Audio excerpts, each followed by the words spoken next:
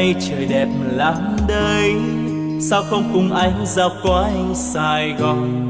Vì vụ trên xe qua khắp nẻo đường, ngắm phố phường ta luôn mến thương. Sài Gòn của mình bao nhiêu quán xá, là có bấy nhiêu món ngon thật ngon, là có biết bao nhiêu lựa chọn, là nỗi đắn đo hôm nay ăn gì. Sài Gòn dịu dàng gom bao nỗi nhớ, đi đến nơi đâu cũng mong về mau. Thương lắm quan quen đôi ta vẫn hẹn, yêu lắm những con đường ta từng qua. Sài Gòn quá xa thương yêu, anh đã thương thật nhiều, anh yêu biết bao nhiêu, anh vẫn thương thật nhiều. Ôi yêu biết bao nhiêu.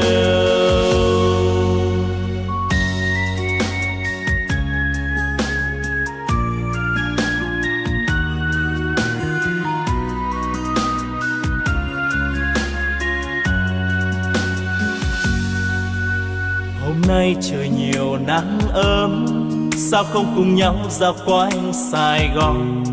Bon bon trên xe qua muôn nẻo đường, ngắm phố phường ta luôn mến thương. Sài Gòn nhộn nhịp bao nhiêu quán xá, thì có bấy nhiêu món ngon thật ngon, thì có biết bao nhiêu lựa chọn, cùng những đắn đo hôm nay ăn gì.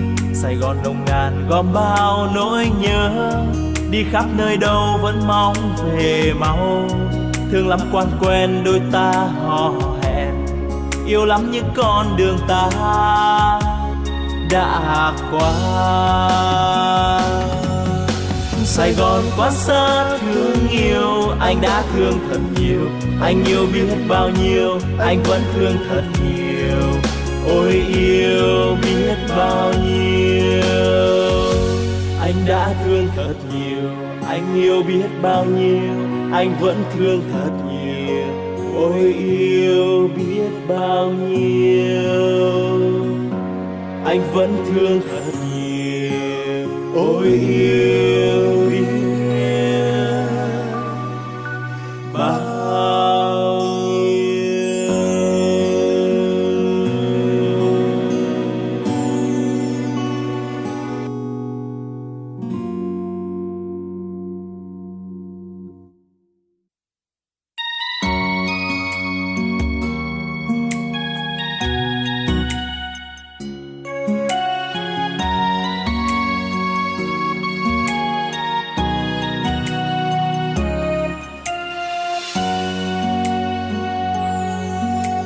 Hôm nay trời đẹp lắm đây, sao không cùng anh dạo quanh Sài Gòn.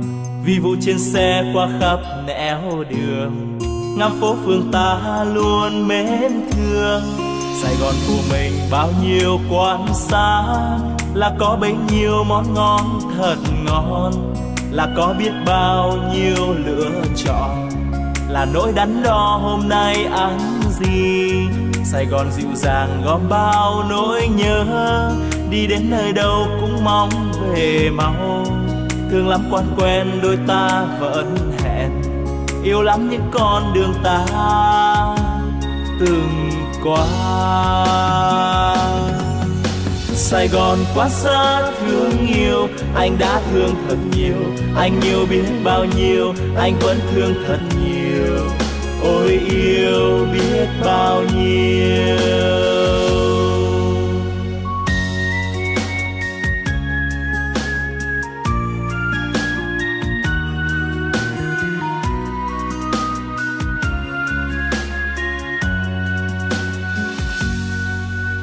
Hôm nay trời nhiều nắng ấm, sao không cùng nhau dạo quanh Sài Gòn.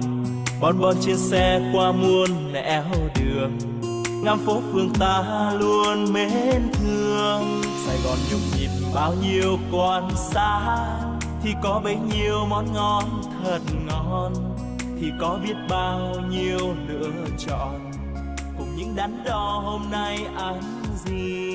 Sài Gòn nồng nàn gom bao nỗi nhớ, đi khắp nơi đâu vẫn mong về mau.